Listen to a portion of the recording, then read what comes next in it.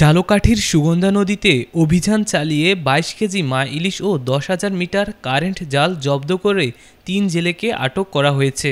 শুক্রবার সকাল থেকে বিষখালী ও সুগন্ধা নদীর বিভিন্ন স্থানে মৎস্য বিভাগ ও জেলা প্রশাসন অভিযান পরিচালনা করে।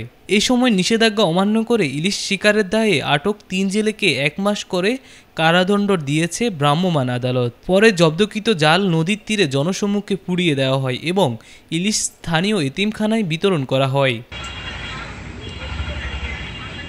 মৎস্য বিভাগ জানায়, সকাল থেকে বিষখালী ও সুগন্ধা নদীতে অভিযান চালানো হয়। অভিযান টের পেয়ে জাল নদীতে রেখেই পালিয়ে যায় জেলেরা। এ সময় নদী থেকে ১০,০০০ মিটার কারেন্ট জাল ও ২২ কেজি মা ইলিশ জব্দ করা হয়। আটক ৩ জেলেকে ভ্রাম্যমাণ আদালতে ১ মাস করে সাজা দেওয়া হয়েছে।